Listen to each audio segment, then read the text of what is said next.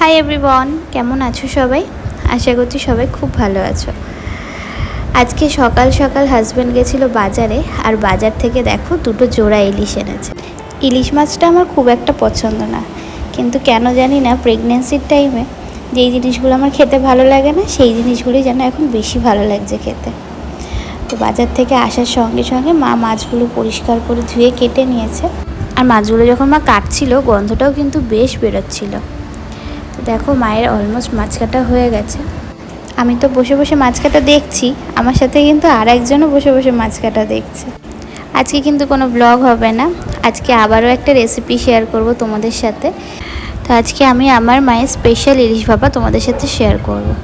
তো ইলিশ ভাপার জন্য মা প্রথমে মশলা রেডি করবে।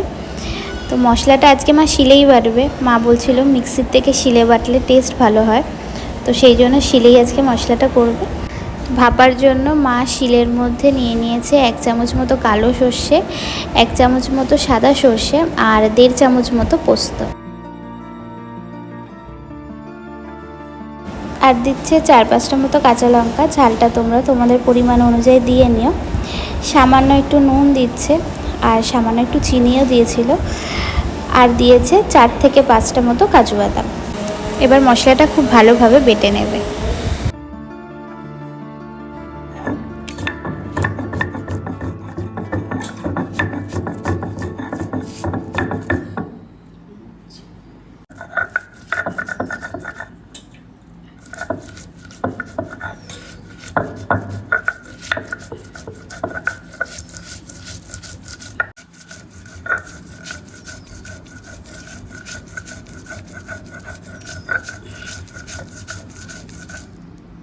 মশলা বাটা হয়ে গেছে, এবার হচ্ছে মাছ ম্যারিনেট করার পালা।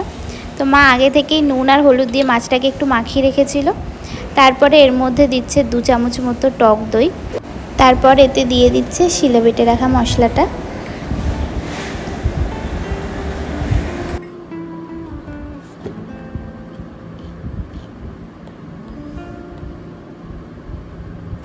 এবার স্বাদ অনুযায়ী নুন দেবে।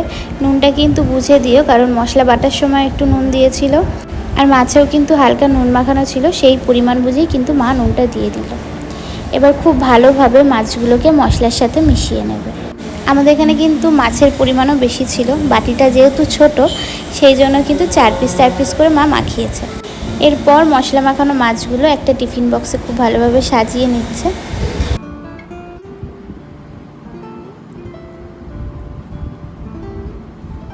মাছগুলো দেওয়ার পর বাকি যেই মশলাটা ছিল ওপর থেকে সেটা খুব ভালোভাবে দিয়ে দিল, আর ওই বাটিতেই হালকা একটু জল নিয়ে জল দিয়ে দিল। খুব বেশি জল কিন্তু দেয়নি, সামান্য পরিমাণে জল দিয়েছে। তারপর দিয়ে দিচ্ছে উপর থেকে কাঁচা সর্ষের তেল, আর দিয়ে দিচ্ছে কয়েকটা কাঁচা লঙ্কা চিড়ে।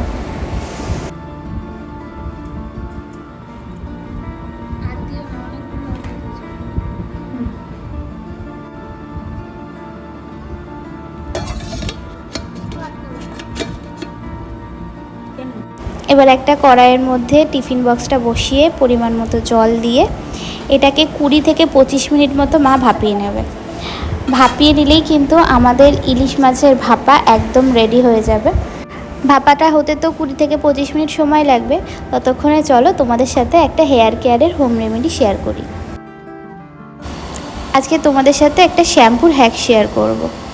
তো শ্যাম্পুটা বানানোর জন্য আমি এখানে নিয়ে নিচ্ছি ফ্রেশ অ্যালোভেরা। তোমরা অ্যালোভেরা জেলও ইউজ করতে পারো।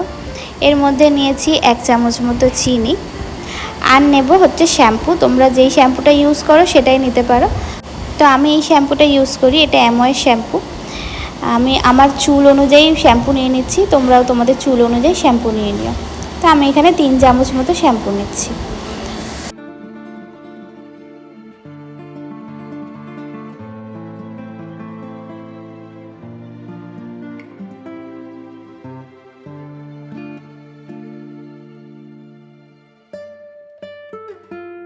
এবার এটাকে আমি ব্লেন্ড করে নেব।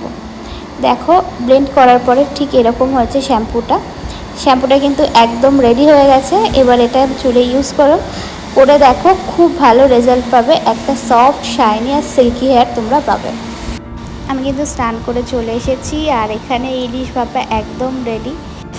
দেখো, দেখেই মনে হচ্ছে কতটা টেস্ট হয়েছে। আর ইলিশ ভাপা রেডি হয়ে গেলে কিন্তু একদমই লেট করবে না, গরম গরম ভাত নিয়ে বসে পড়বে। আমিও কিন্তু গরম গরম ভাত নিয়ে সাথে ইলিশ ভাপা নিয়ে বসে পড়েছি। এভাবে তোমরা একবার ইলিশ ভাপা ট্রাই করে দেখো, ভীষণই টেস্টি হয় খেতে। আর ইলিশ মাছ মানেই তো টেস্টি, সে তুমি যেভাবেই রান্না করো না কেন। তো আজকে ভিডিওটা এই পর্যন্তই। যদি ভালো লাগে অবশ্যই একটা লাইক করে দিও, নতুন দেখে থাকলে কিন্তু সাবস্ক্রাইব করে যাও। আর ভিডিওটা কেমন লাগলো কমেন্টে কিন্তু অবশ্যই জানিও। তো চলো, আজকের মতো এইটুকুই। সবাই সুস্থ থেকো, ভালো থেকো, দেখা হবে আবার নেক্সট ভিডিওতে।